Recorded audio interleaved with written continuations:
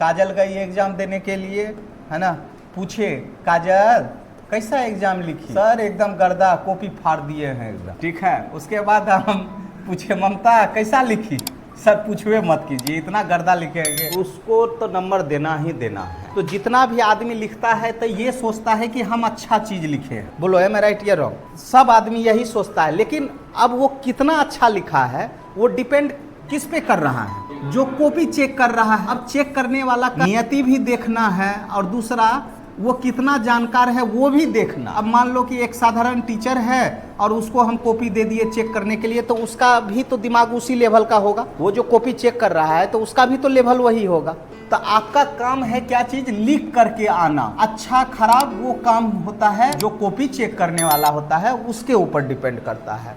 अब भगवान से मनाओ कि इतना अच्छा लिखो, ठीक है, तो सब कोई अच्छा ही लिखता है, कोई खराब नहीं लिखता है। लेकिन सवाल होता है कि एक ही क्वेश्चन के लिए किसी को जो है 38 में 25 नंबर आ गया और किसी को जो है 15 नंबर आया और किसी को 10 नंबर आया। तीनों में अंतर क्यों हो गए? कि आज जितना भी चीज हम पढ़ रहे हैं, चाहे प्री का भी तैयारी कर रहा है, तो 10 मिनट रखो कि हमको क्या करना है, अपने शब्दों के साथ खेल खेलना। और खेल खेलना है 10 से 12 मिनट में 1 पेज 2 पेज लिख करके रख लेना। सोचना है तो क्या करना है, करना है, या करना है तो क्या करना है, सोचना है, तब जाकर के हमारा ड्रीम क्या हो, पूरा होगा। ठीक है, अच्छा चलिए देखिए, ये तो आसान क्वेश्चन है। आसान क्वेश्चन है, क्या है बाबू, आधारभूत संरचना आर्थिक समृद्धि के लिए कितना महत्व, हाँ ठीक है, कितना महत्वपूर्ण है। आसान प्रश्न है। और ये सभी प्रश्न में देखिए, कोई भी प्रश्न यदि आए तो उसको पहले बारीकी से आप लोग पढ़िए, पढ़ने के बाद जो है उसको लिखिए।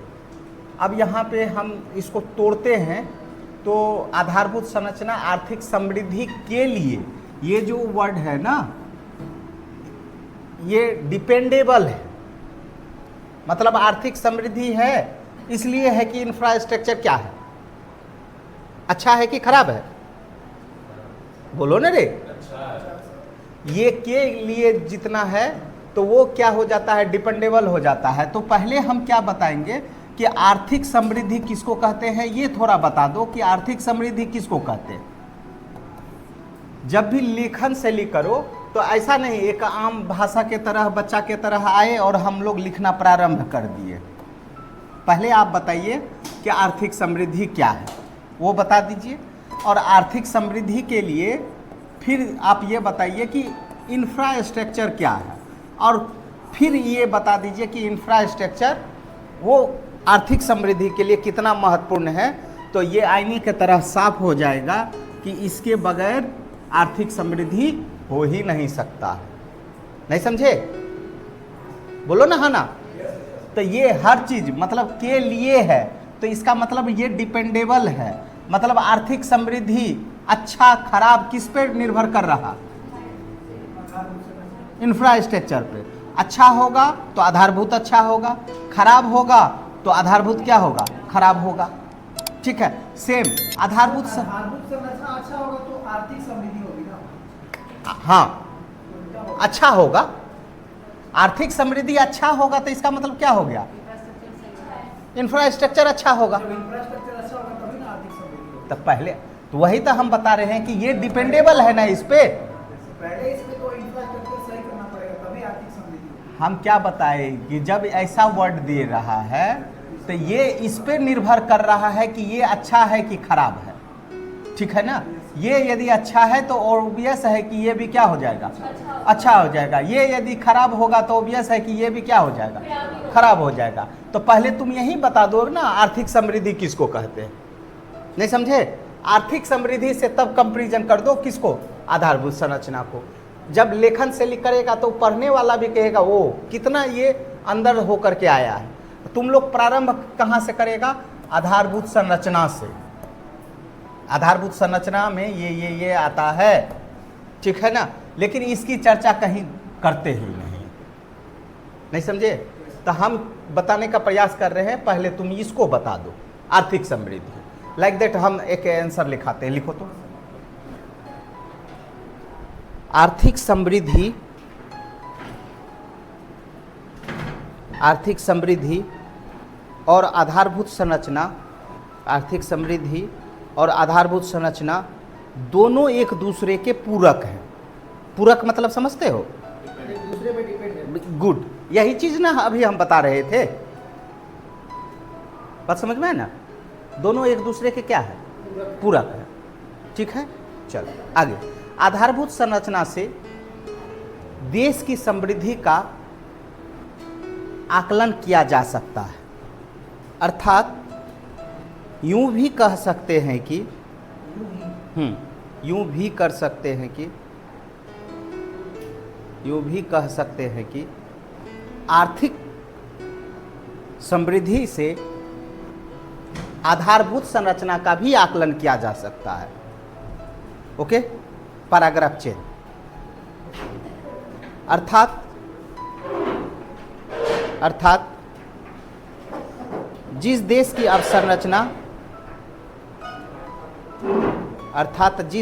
अवसंरचना जैसे परिवहन,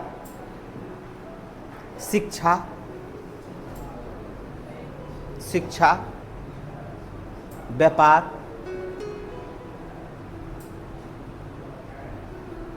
ऊर्जा आदि दे दो, सुदृढ़ हो तो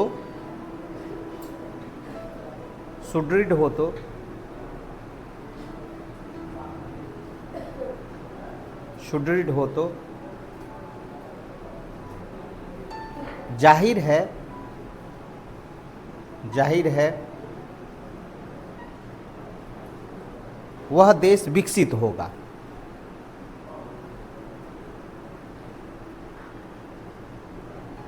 होगा। और इसी से हमें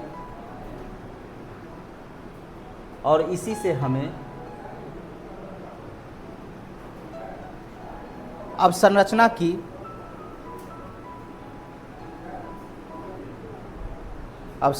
की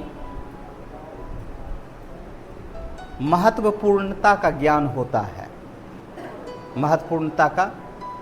है कि कितना महत्वपूर्ण है। क्लियर हो गया? Paragraph change. आधारभूत संरचना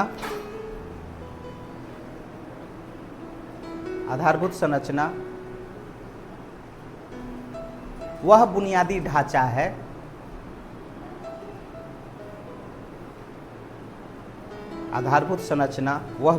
ढांचा है जिससे देश व राज्य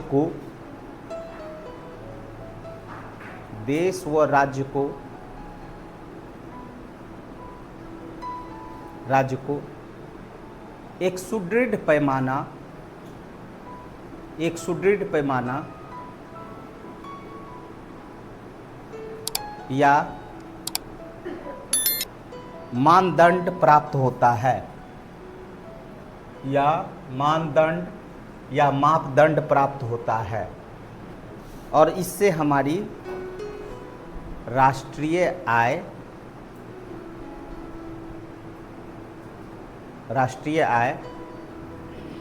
व जीडीपी भी एक प्रकार से संबंधित है। राष्ट्रीय आय और जीडीपी भी एक प्रकार से संबंधित है, जो देश की समृद्धि का वास्तविक सूचक है। को दिक्कत यहाँ तक? ठीक है, पैराग्राफ चेक। यदि किसी देश की आधारभूत संरचना पिछड़ी है, अर्थात वहाँ परिवहन, शिक्षा,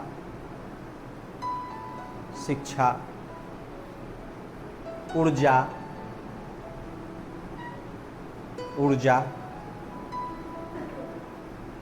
आदि कुछ भी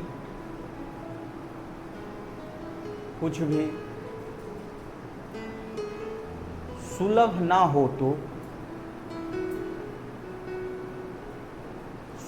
हो तो सुलभ ना हो तो वह देश निर्यातक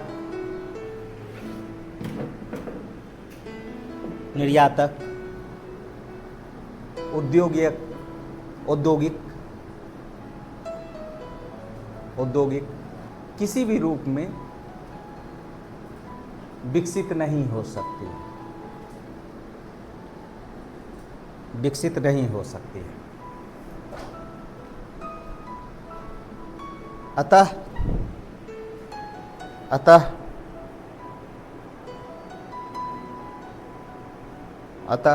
हम कह सकते हैं कि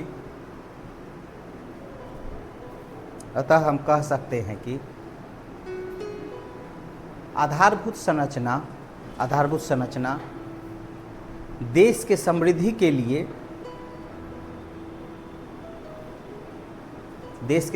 के लिए उतना ही महत्वपूर्ण है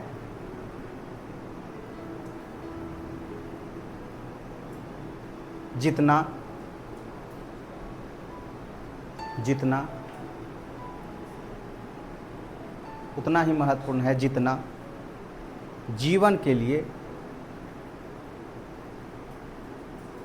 पंच तत्व की आवश्यकता होती है।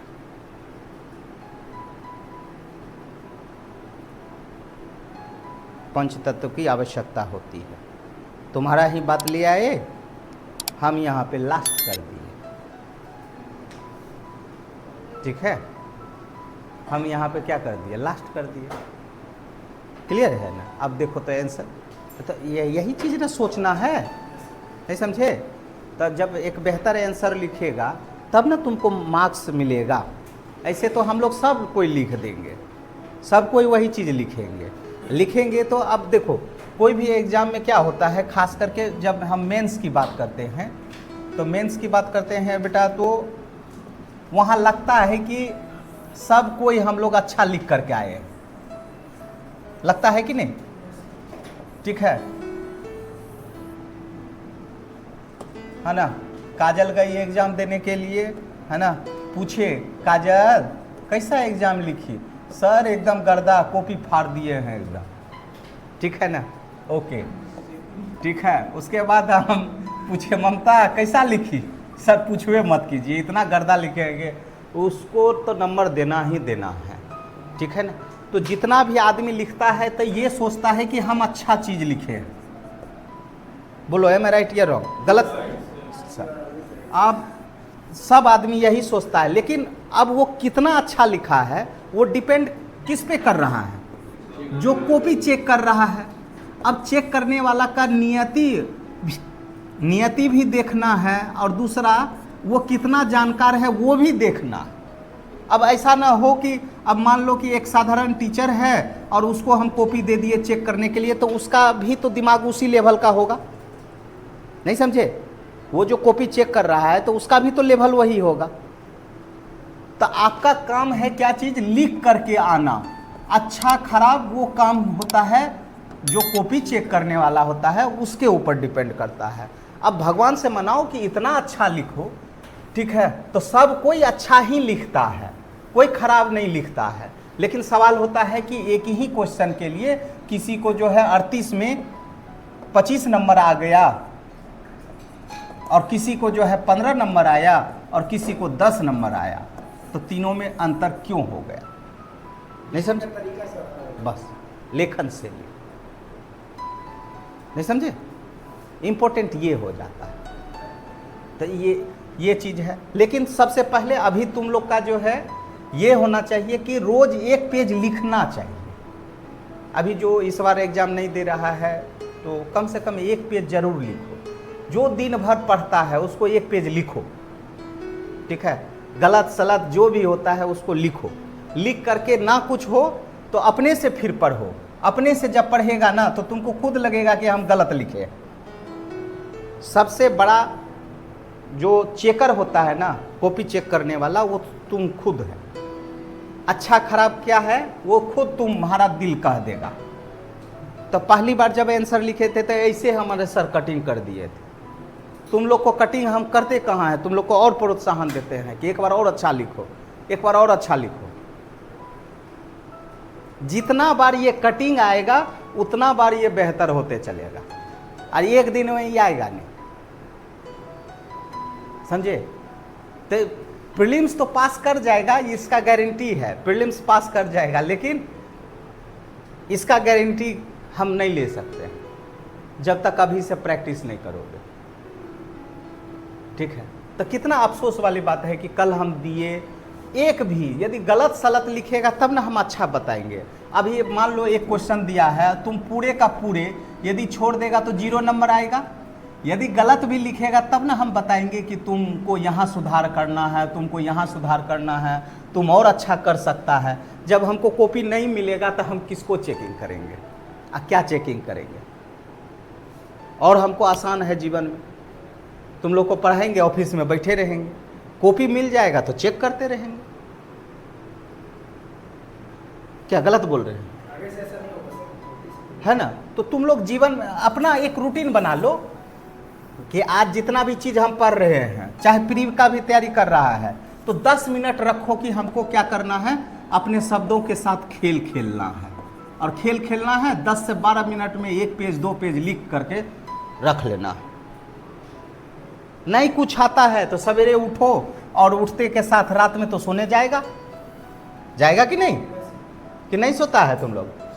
हाँ, तो सोने से आधा घंटा पहले, है ना, क्या करो, दिन भर का दिनचर्या लिख लो। मैं प्रियांशु राज आज सुबह 5:45 में उठा, उठते के साथ ही पहला हमने मोबाइल हाथ में लिया, और मोबाइल देखने के बाद हमने यह तय किया कि आज हमें पढ़ना चाहिए। लेकिन उसके लिए हम बाथरूम भी नहीं गए और सीधे बैठ गए पढ़ने के लिए, नहीं समझे। और पढ़ने के लिए जब बैठा तो लगा कि ओह नाश्ता नहीं किया है, भूख लग गई थी, भूख, मम्मी भी जो है ऑफिस चली गई थी, दिन भर हम भूखे रह गए। भूखे पेट क्या होता, तो आज दिन भर हम नहीं पढ़े, और दिन भर नहीं पढ़ने के बाद जब रात में मम्मी आई, इतना खाना हमको मिल गया, इतना खाना खा लिए कि रात में हम सवेरे ही 8 बजे सो गए। यही दिन भर का दिनचर्या हो गया। तो एक लेखन शैली ये भी तो हो सकता है, नहीं समझे। तो कुछ भी चीज लिखिएगा तब ना हम बताएंगे, समझे। तो इसको हम लोग डायरी ही बोलते हैं, ठीक है। तो वही चीज लिखना प्रारंभ करो, कोई दिक्कत है ना। तो ये चीज है। अब जैसे मान लो कि सपोज काजल अब हमारी लिखेगी, काजल लिखेगी, है ना। आज सुबह जब मैं उठी, है ना, आज सुबह जब मैं उठी तो चिड़ियाँ चहचहा रही थी, है ना। और जब मैंने आवाज़ सुनी, है ना, इतना मनमोहक हो गया कि, और उस चिड़िए से हमने सबक लिया, है ना। उसके बाद फ्रेश हुई, फ्रेश होने के बाद 2 घंटे 3 घंटा हमने पढ़ाई की, पढ़ाई करने के बाद हमने ये चीज़ सीखा। उसके बाद देन आफ्टर हमने भोजन बनाया, खाना खाया, खाना खाने के बाद 2 घंटा आराम किए। शाम में कल विषहरी पूजा था, घूमने चले गए, घूम करके आए तो रात में लाइट नहीं थी तो जिसके कारण हम पढ़ नहीं पाए, और पढ़ नहीं पाए तो उसमें सर की भी जो क्वेश्चन आंसर दिए थे वो लिख नहीं पाए, है ना। परिणामतः रात में हम सवेरे सो गए, नहीं समझे। तो एक लेख तो लिखोगे ना भाई, तो उसको करो, वहीं से तुम्हारा आंसर अच्छा होगा। और तुम ये सोचेगा कि हमारा एक दिन आएंगे अफलातून के तरह एकदम आंसर हम सही लिखेंगे, वो कभी नहीं होगा जिंदगी में, नहीं समझे। तो एक पेज जरूर लिखो, ठीक है। चले, तो सेम दोनों प्रश्न सेम है तो अब कर लोगे ना, बोलो ना, है ना, ठीक है। अब एक क्वेश्चन दिए हैं, क्या चीज क्वेश्चन है, जो लिखने के लिए ये क्वेश्चन तुमको ऐसे में भी पूछेगा, ऐसे में भी आ सकता है, जो क्वेश्चन तुमको हम लिखने के लिए दिए हैं। और वो क्वेश्चन क्या है, 2047 तक भारत विकसित का सपना रखा गया है, विकसित का सपना रखा गया है। यह सपना विकसित का सपना रखा गया है, रखा गया है। यह सपना अब संरचना पर टिकी है, अब संरचना पर टिकी है, पुष्टि करें। अभी तो हम क्वेश्चन फॉर्मेट में दे दिए, ठीक है। अब यही क्वेश्चन तुमको निबंध में आ जाएगा। मान लो 2047 तक भारत विकसित का सपना सपना ही रह जाएगा, नहीं समझे? 2047 तक भारत विकसित का सपना सपना ही रह जाएगा। क्वेश्चन अब लिखो, नहीं समझे? तो यही तुम्हारा निबंध में भी क्वेश्चन चला जाएगा। इसको लिखने में क्या क्या ऐड किया जा सकता है? अब यही बताइए ना, अब आप ही बताइए। 2047 तक है ना भारत विकसित का सपना रखा गया है। सपना, सपना मतलब वो है ना ड्रीम, है ना, वो लड़की वाला सपना नहीं, है ना। एक ड्रीम होता है मुंगेरी लाल के हसीन सपने। हम सपना देखते हैं क्या चीज़ बनेंगे, IAS बनेंगे। हम सपना देखते हैं क्या बनेंगे, SDM बनेंगे। तो ज़िंदगी में आदमी जो है सफल कब होता है, असफल कब होता है? दो, सोचो और करो, ठीक है। सोचो और करो। दूसरा होता है करो और सोचो।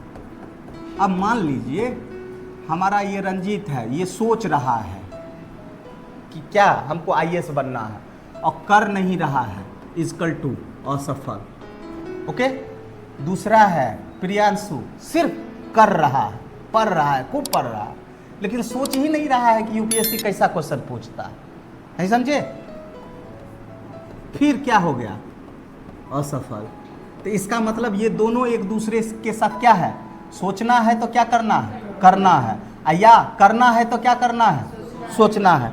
तब जाकर के हमारा ड्रीम क्या होगा, पूरा होगा, नहीं समझे? नहीं तो फिर वही सवेरे उठिए, मुंगेरी लाल का हसीन सपना 2047 तक में तुम लोग जिंदा रहेगा कि नहीं रहेगा पता नहीं, ठीक है ना। भगवान करे सही तुम, बात है, जिंदा रहेगा कि नहीं पता है ना, क्योंकि कल का तो भरोसा है नहीं रे। हम तो कल पे डिपेंड कर रहे हैं, तो 2047 की बात है। और तुम लोग को वैसे भी हम हमेशा बताते रहते हैं, सवेरे उठिए, सवेरे उठते के साथ क्या कीजिए, एकदम हाथ का दर्शन कीजिए। और हाथ का दर्शन करने के बाद ना सबसे पहले ये देखिए सांस ले रहे, ओह आज हम जिंदा हैं, ठीक है। आज का दिनचर्या बनाइए कि आज हम क्या कर रहे हैं, कल का तो फिर भरोसा है नहीं।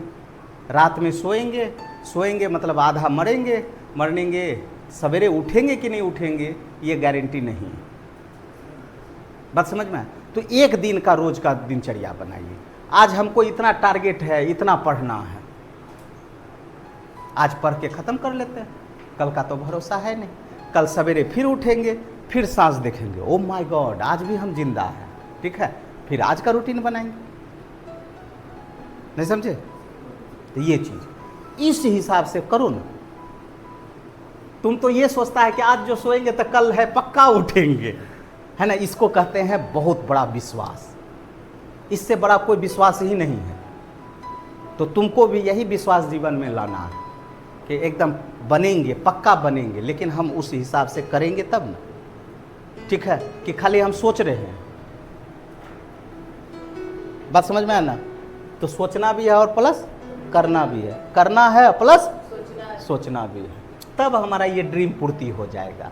फिर 2047 आएगा, सरकारें आएगी, सरकार नहीं आएगी, फिर ये 2047 के जगह 2065 हो जाएगा। अब ये एक्सटेंड हो गया है 2065 तक, है ना। क्या करेंगे, भारत विकसित करेंगे, ठीक है। और उस समय तब तुम लोग अपने बच्चे को पढ़ाना। देखो हमारे जो सर थे 2047 में बोल रहे थे कि देश को हमको क्या करना है, विकसित करना है।